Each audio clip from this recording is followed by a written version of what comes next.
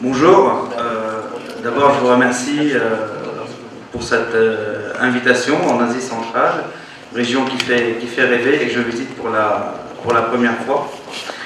Donc je vais un peu me présenter d'abord. Donc je suis l'auteur de ce livre, donc État islamique, le fait accompli, qui a été publié chez Plon début 2016. Donc c'est le fruit d'un travail de plusieurs années, de centaines d'heures d'entretien, de contacts directs et indirects avec des djihadistes, donc toujours de la matière première, c'est que de la matière première.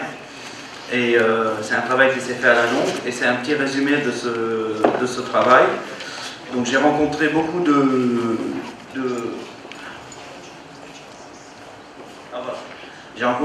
personnalités du djihad de plusieurs manières.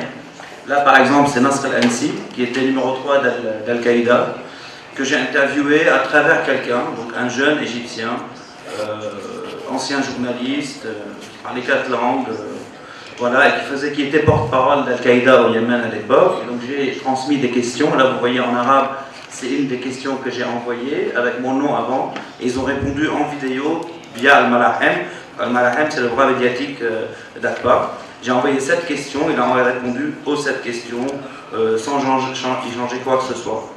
Aujourd'hui, ce monsieur est mort, il a été tué par drone à Mukalla. C'était un des penseurs d'Al-Qaïda, compagnon de Ben Laden, qui était complètement contre l'idée du califat de l'État islamique, et qui était même émissaire dès les années 90 de Ben Laden, par exemple aux Philippines, chez Abu Sayyaf, pour dire qu'il ne faut pas filmer les exécutions, il ne faut pas filmer les gens en train de se faire couper la tête, etc., etc. Et ça montre toute la complexité de la sphère djihadiste, et toute la complexité des relations entre Al-Qaïda, État islamique, etc., etc. Donc je tiens à le préciser, parce que on parle beaucoup parfois de salafisme, de wahhabisme, en mettant tout le monde dans le même sac, comme on parlait au début du siècle dernier des rouges pour parler des communistes, alors qu'il y a de tout. Il y a de tout, il y a des trotskistes, il y a des léninistes, il y a eu Pol Pot chez les communistes, donc voilà, c'est très varié. Donc ça, c'est une autre rencontre que j'ai fait en Turquie, et c'est un Turc, donc, qui était caméraman pour le front Al-Nusra, donc qui était à cette époque encore la branche d'Al-Qaïda en Syrie, et blessé plusieurs fois, déterminé, et qui m'a dit, il a 23 ans, il m'a dit, moi je suis prêt à retourner filmer les combats en Syrie, et il descend d'une famille impliqué dans le djihad, parce qu'un de ses oncles a été combattant en Afghanistan. Donc ça montre aussi, si je le montre, je montre la profondeur historique du djihad que beaucoup découvrent aujourd'hui avec l'État islamique, alors que c'est une construction qui a démarré il y a à peu près un demi-siècle. Donc là, c'est un autre entretien assez particulier. On ne voit pas le jeune homme, mais c'est filmé, hein, c'est tiré d'un documentaire que j'ai fait pour Kappa, qui a été nominé dans les 4 finalistes du Emmy Awards 2017 à New York pour les films documentaires étrangers, donc c'est pas rien.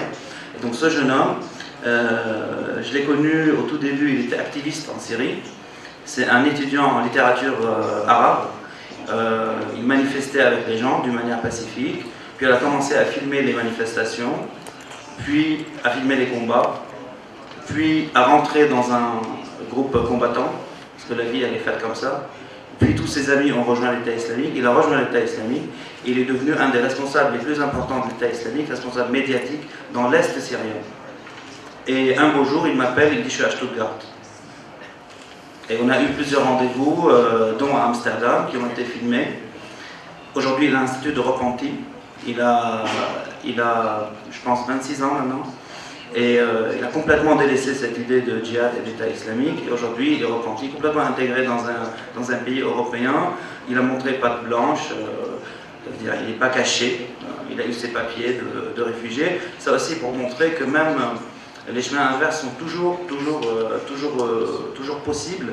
Et les raisons qui poussent à rentrer dans le djihad sont toujours personnelles, comme celles qui poussent à en sortir. Parce qu'on parle beaucoup de déradicalisation, ce qui est une lubie de l'esprit, parce que le djihad n'est pas une maladie. Personne n'a essayé de déradicaliser les nazis. Bon, donc ça pousse aussi à réfléchir que le choix, il faut laisser le choix aux gens, parce qu'ils peuvent faire le chemin inverse, même si parfois c'est un peu risqué.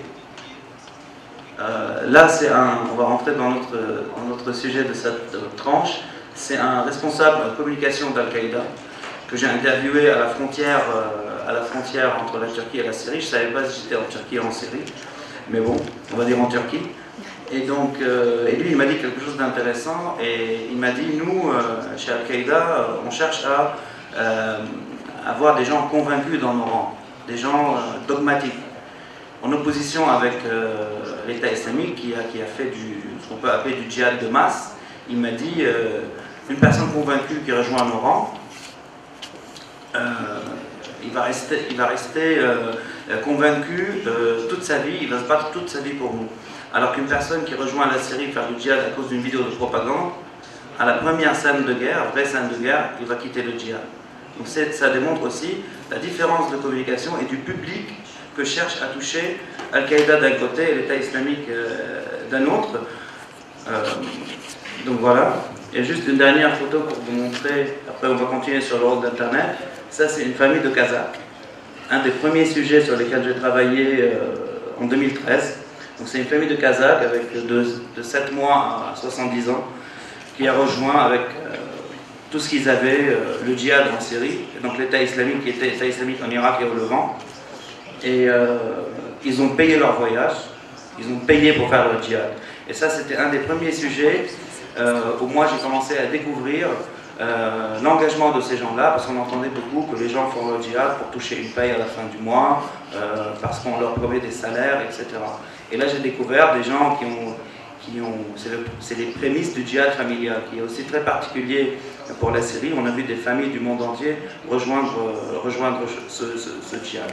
Et donc ça, c'est tiré d'une vidéo de propagande donc, de l'État islamique. Dans la vidéo, on voit des enfants, des bébés, qui ont pris qui ont fait une sorte de camp dans une villa en Syrie et qui montraient leur vie de tous les jours. Voilà, donc j'ai aussi entendu dire qu'Internet a joué un rôle. Oui, mais Internet ne radicalise pas toute seule. Ça veut dire pour que Internet n'est qu'un véhicule qui amène une personne du point A au point B, comme l'imprimerie ou les livres. Si on avait interdit les livres, ça n'aurait pas mis un terme au nazisme, ni au communisme, ni à toutes les idéologies qui ont circulé pendant le XXe siècle. Internet est un moyen, et ce n'est pas une fin en soi. Ce n'est pas en interdisant Internet et en coupant les réseaux sociaux que le djihad va s'arrêter. Et les djihadistes ont très bien compris aussi que le djihad, si vous voulez, médiatique, la communication, est la moitié du djihad. C'est eux qui le disent.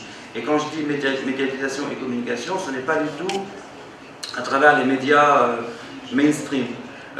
Parce qu'aujourd'hui, à l'époque des réseaux sociaux, ils ont leurs propres moyens de communiquer. Et ce qui a changé avec l'État islamique et Al-Qaïda aujourd'hui, on apprend un petit peu aussi, parce qu'on le voit maintenant dans leur effort de communication et de propagande, c'est que l'État islamique a segmenté sa communication par rapport aux populations qu'il veut toucher. Donc je vais vous expliquer comment, et ça on l'explique dans le film qu'on a fait pour Kappa. C'est que par exemple, peut-être vous êtes au courant de l'otage britannique John Connolly, qui a été utilisé par l'État islamique dans une série de vidéos. Bon. Donc je vais peut-être vous faire rire, mais bon, une ménagère de 40 ans dans sa cuisine qui ne parle pas politique, qui ne veut pas écouter politique, il ne va jamais regarder une vidéo de l'État islamique de bout en bout, une vidéo de propagande ou de guerre, mais elle va écouter John Connolly qui parle de l'actualité politique sans référence religieuse, sans violence, et sans code djihadiste. Donc il y a quelque chose de ce message de Connolly qui va rester dans la tête de cette personne, qui va, in fine, aller voter. Donc là, il cherche à toucher ceux qui votent avec les vidéos de John Connolly.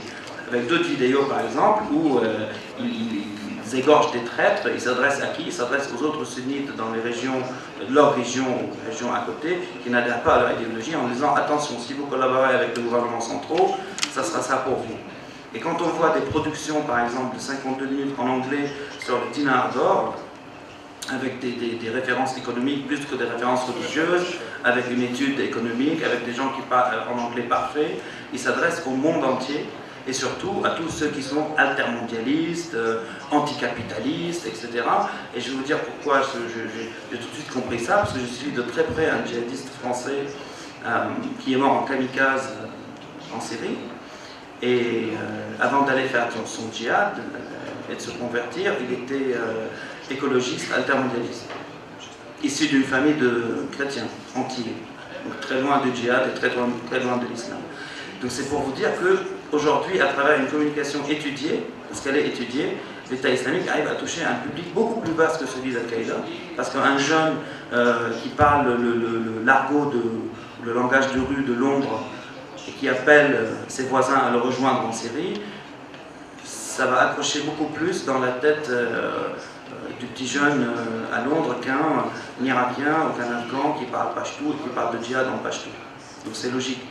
Et eux, ils utilisent ces moyens parce que c'est les enfants de ce siècle. C'est pas sorcier.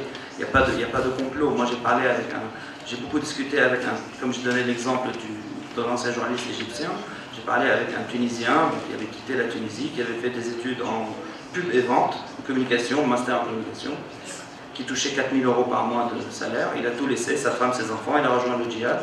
Il a mis toute cette expérience qu'il a en communication au service de l'État islamique. Je vais terminer sur une chose. On entend beaucoup dire que des déclarations de victoire vis-à-vis de l'État islamique, sans parler d'Al-Qaïda, parce qu'Al-Qaïda aujourd'hui a une période aussi d'expansion inégalée depuis la mort de Ben Laden. Comme Ben Laden est mort, Al-Qaïda c'était un peu en Afghanistan, aujourd'hui c'est dans le Sahel. Les soldats français, c'est au moins en moyenne un par mois qui meurt au Sahel. Bon, ça, on ferme la parenthèse. Pour l'État islamique, on parle beaucoup de victoires contre l'État islamique. Il faut savoir que l'État islamique, dans sa forme aujourd'hui, il a déjà été battu au moins 2 fois en Irak et en Syrie. Les Américains ont déjà déclaré plusieurs fois la victoire. L'État islamique n'est pas né en 2014, il est né en 2006. Et c'est une alliance entre Al-Qaïda et les clans sunnites d'Irak. Donc on est parti de là, quelques centaines de combattants dans le désert d'Anbar. Aujourd'hui, c'est devenu une marque mondiale.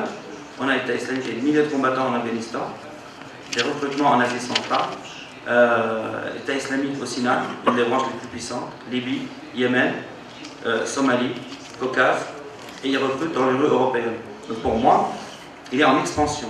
Il n'est pas du tout en étape de perte. Et même l'étape califat contrôle territorial est une parenthèse dans l'histoire de l'État islamique qui remonte à 12 ans, au moins, sans parler d'Al-Qaïda en Mésopotamie, qui a été implanté là-bas en 2003 par le Jordanien Zarqawi. Et donc, à mon humble avis, après, je pense qu'aujourd'hui, le djihad, c'est l'affaire du siècle, parce que c'est la seule offre révolutionnaire sur le marché. Et ça a été dit hier, et ça a été dit un peu aujourd'hui, et révolutionnaire, ça ne veut pas dire positif forcément. Il y a eu des révolutions nazies au début du siècle dernier, les anarchistes étaient aussi révolutionnaires, que ça soit clair. Mais c'est la seule offre aujourd'hui sur le marché qui va attirer des jeunes de par le monde pour rejoindre ce combat qui se veut en tout cas transcendant, qui a sa part de religion, mais qui a aussi sa part de géopolitique. Et je terminerai là-dessus. Vous savez, les griefs ou les problèmes de tous les jours, ça reste les problèmes de tous les jours pour les gens, et l'idéologie, ça reste l'idéologie et c'est dans les livres. Mais c'est la rencontre entre les griefs et les problèmes de tous les jours et l'idéologie qui mène vers une action politique violente. En l'occurrence, aujourd'hui, c'est le djihad. Et les djihadistes savent très bien capitaliser sur les problèmes réels qui existent dans la société. Et c'est pour ça, aujourd'hui, on voit une mutation, par exemple, de plusieurs mouvements qui étaient plutôt nationalistes, qui sont devenus islamistes, puis djihadistes, comme les Philippines, c'est un des meilleurs exemples, ou par exemple comme au Sahel, ou par exemple au Caucase. Donc aujourd'hui, l'appel d'air, il est là. C'est à travers ce djihad, bien sûr qu'il y a à chaque fois une particularité par rapport au territoire où il est en train de planter. В конце нашей секции. И как бы сразу переходим к следующему нашему очень интересному выступлению. Господин Роман Хатибов, социолог, с темой «Как некоторые религиозные деятели Кыргызстана ведут свою пропаганду через СМИ и социальные сети».